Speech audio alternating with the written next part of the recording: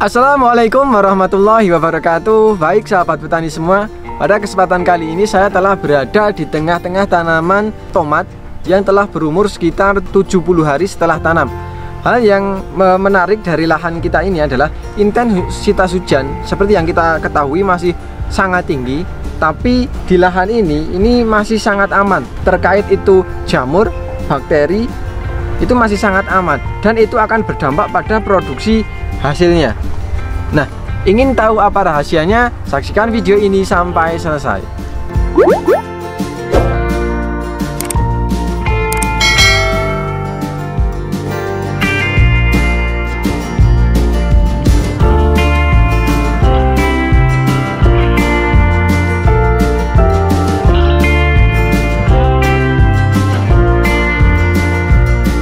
Oke, baik sahabat petani semua, kembali lagi bersama saya Zaki di channel Mitra Bertani TV.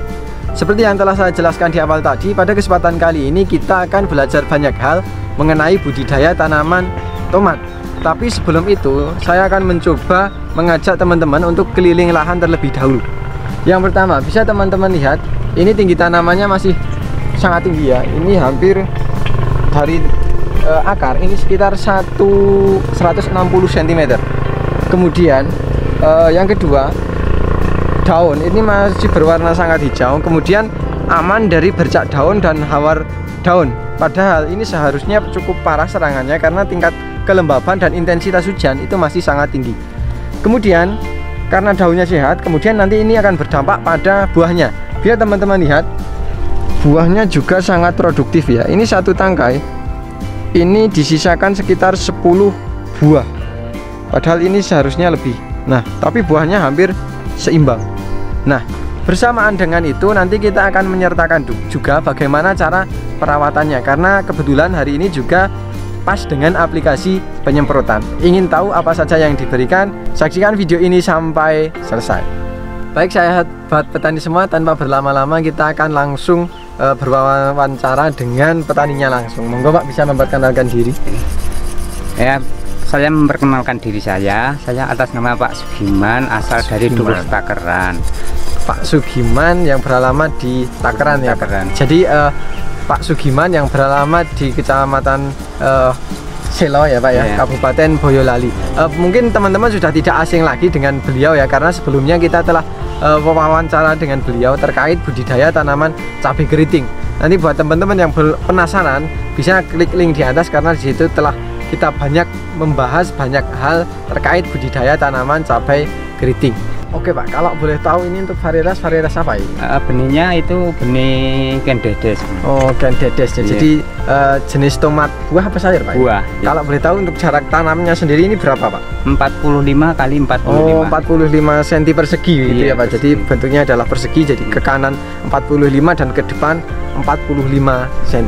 Kalau boleh tahu ini umur berapa Pak ini sekarang? 70 hari Mas. 70 hari setelah tanam. Iya. Kalau untuk dasaran ini menggunakan apa Pak ini? Pupuk kandang, pupuk sapi, dan pupuk ayam Mas.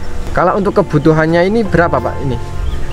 Itu sekitar 30 karung untuk rabuknya. Oh, untuk 25 itu TSP-nya. Oh, jadi ini untuk luasan 1000 meter Mas. Oke, untuk 1000 meter persegi beliau menggunakan pupuk kandang sebanyak sekitar 30 karung. Iya. Kemudian untuk fosfatnya itu sekitar 25 kg. Iya.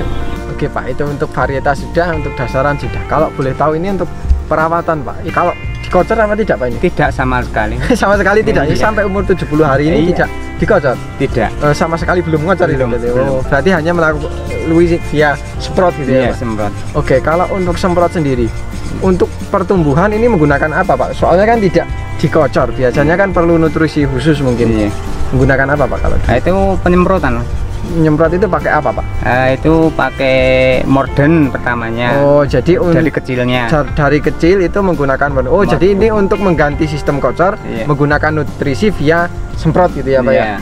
Oke, tapi nutrisinya menggunakan Morden. Itu dosisnya berapa Pak per tangki? Per tangki kalau masih kecil itu 1 tutup, lalu kalau sudah itu makin dewasa itu 2 tutup. Oh, 2 tutup. Itu untuk intensitas berapa hari sekali Pak itu kalau Itu 4 hari sekali, Mas. Oh, jadi untuk semprot itu 4 hari sekali gitu ya, dengan dosis 1 sampai 2 tutup itu. Kalau manfaatnya sendiri?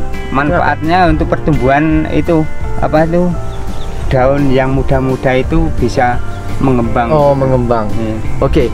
Jadi Pak Giman ini untuk mengakali, jadi karena musim hujan beliau tidak menggunakan via kocor karena nanti dikhawatirkan serangan jamur nanti akan lebih cepat itu ya Pak ya. Makanya beliau mengakali untuk memberikan nutrisi itu lewat via semprot. Itu pun tidak menggunakan yang ada nitrogennya ya Pak ya, hanya menggunakan Mordenfol dengan kandungan piridoksin, magnesium, pirofosfat. Jadi dia lebih ke arah fosfatnya, jadi merangsang pertumbuhan gitu ya Pak. Jadi pertumbuhan lebih cepat, kemudian daun lebih tebal gitu ya Pak, lebih tebal. Oke Pak, itu untuk perawatan fase vegetatif. Kalau untuk generatif sendiri Pak, ini perlakuan apa sih Pak yang Bapak berikan kok sampai, kalau yang saya lihat ini kok dari jamur, bercak daun, kemudian layu itu kok aman ya Pak ya? Aman ya Pak ya?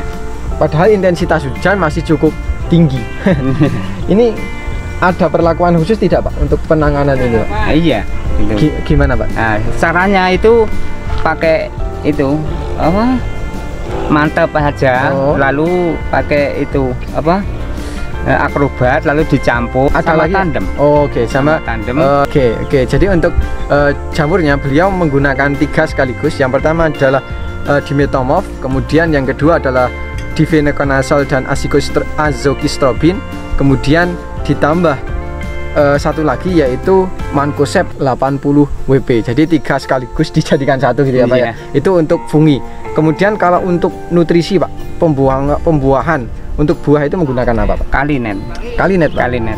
Kenapa menggunakan kalinet? Nah, itu pertumbuhannya bunga itu tidak gogrok, tidak menguning. Oh, gitu. Jadi tingkat keberhasilan bunga ke buah itu lebih tinggi gitu ya Pak?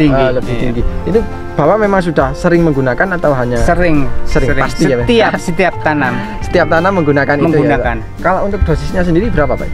Kalau masih kecil itu 1 tutup. 1 tutup. Kalau sudah mulai dewasa itu 2 tutup. Oh, 2 tutup. Jadi waktu buah masih kecil 1 tutup. Kalau buah sudah cukup besar itu menggunakan 2 tutup per 16 liter air. Oke Pak, itu kalau via semprot ya Pak, via spray. Kemudian kalau boleh tahu Pak, ini ada perawatan khusus, sepertinya ini dirempel ya Pak ya? Iya.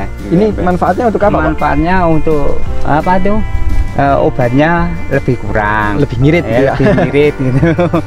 Terus biar nganu angin itu kan bisa luasa gitu. Oh, sirkulasi lancar gitu ya? Lancar. Tidak nganu apa itu? Ulat itu tidak gampang masuk. Oh, jadi ulat tidak gampang masuk, sirkulasi udara lebih lancar, kemudian obat juga lebih ngirit. Ini perempelan itu di umur berapa Pak? 70. Oh, 70 hari. Jadi ketika buah sudah terbentuk baru dilakukan perempelan ya, pengurangan daunnya. Jadi bisa teman-teman lihat ya, ini daunnya dikurangi dari Pak Sugiman. Jadi tidak full semuanya dihabiskan ya Pak ya? Iya. Untuk batasnya itu sampai mana Pak? Maksudnya perempelan itu apa hanya daun-daun tua apa gimana? Yang daun-daun tua dan itu ya yang udah ada isinya. Oh, jadi kalau buahnya sudah terbentuk seperti ini, kemudian dirempel daun di sekitar buah ya Pak? Buah, iya. Oke. Kalau boleh tahu Pak, ini buahnya ini setiap tanaman ini isi berapa Pak?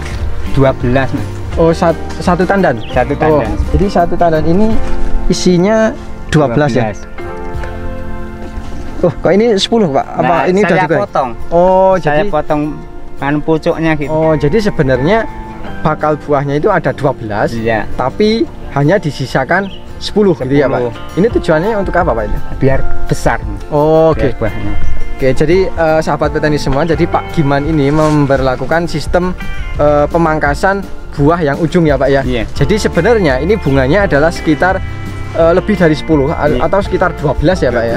Tapi beliau hanya menyisakan 10, maksimal 10. Tujuannya pemberian nutrisi itu nanti akan maksimal. Jadi dari 10 itu nanti besarnya hampir seimbang ya Pak ya, besar. Tapi kalau nanti disisakan semua, nanti buahnya yang terbentuk itu tidak terlalu besar dan tidak terlalu seragam gitu ya Pak. Makanya yang dihidupkan hanya sekitar 8 sampai 10 gitu ya Pak, supaya nutrisi terpenuhi. Kalau boleh tahu Pak, satu tanaman ini isinya nanti berapa tandan Pak? Ada yang 6, ada yang 8 Mas. Oke, nah kalau boleh tahu Pak, satu buah itu biasanya berapa gram Pak? Atau sekilo itu isi berapa Pak? 1 kilo perkiraan itu ada 8, ada 7. Oke, jadi sekitar 7 sampai 8 buah itu isi 1 kilo ya? Kilo. Oke, jadi bisa teman-teman hitung ya. Satu tandan katakanlah tadi dihidupkan sekitar 8 sampai 10. Kemudian satu tanaman itu ada sekitar 6 sampai 8. Taruhlah itu 6. Kemudian kalau ada 6 tandan berarti sekitar 6 kilo. Tapi mungkin kalau bisa di rata-rata satu tanaman itu sekitar berapa kilo Pak?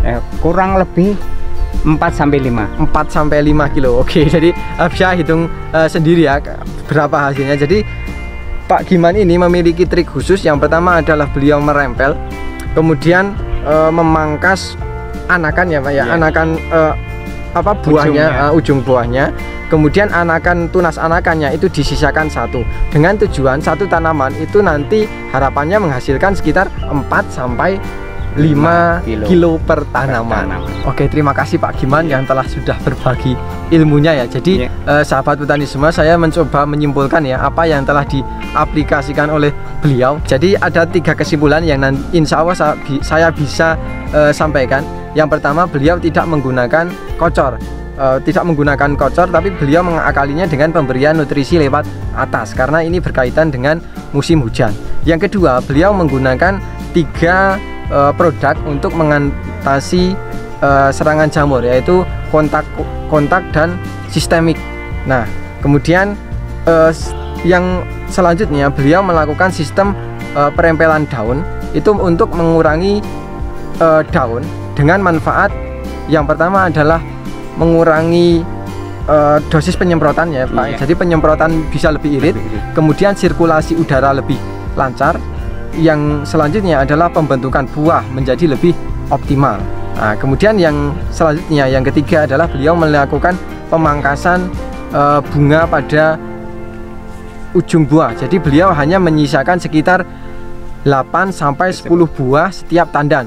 Dan satu tanaman itu beliau menyisakan satu anakan dengan tujuan buah yang bawah itu nanti akan lebih optimal gitu ya Pak. Jadi setiap tanaman beliau merencanakan atau mengupayakan sekitar 6 sampai 8 tandan. Oke. Nah, mungkin itu ya. Jadi pada intinya, pada kuncinya beliau menggunakan sistem memperlancar sirkulasi udara, kemudian meminimalisir penggunaan nitrogen karena ini bertepatan dengan musim hujan. Kemudian untuk hasilnya sudah disampaikan sekitar satu tanaman itu 4 sampai 5 kilo ya Pak. Mungkin itu dulu yang bisa saya sampaikan. Terima kasih Pak Giman. Mungkin ada pesan dan kesan untuk sahabat petani semua ya. Untuk teman-teman sahabat tani semua, ayo kita jangan patah semangat, ayo dibudidayakan. Saya untuk mencontohkan ini supaya semua bisa berjalan dengan lancar gitu. Oke, jadi pesan dari Pak Giman, tetap semangat. Beliau telah mencontohkannya, apa yang beliau lakukan itu sudah dibagikan gitu ya Pak ya. Dan ini memang sudah terbukti, nanti teman-teman bisa melihat sendiri hasil dari yang dilakukan oleh Pak Giman. Intinya tetap semangat, pantang menyerah. Terima kasih Pak Giman untuk ilmunya, dan terima kasih sahabat petani semua yang telah menonton video ini dari awal sampai akhir. Semoga video ini bermanfaat, dan apabila video ini bermanfaat jangan lupa klik like, komen, share, dan jangan lupa subscribe untuk tidak ketinggalan info-info terbaru dari kami. Terima kasih dari saya Zaki, terima kasih Pak Giman. Salam Mitra Bertani Indonesia. Wassalamualaikum warahmatullahi wabarakatuh.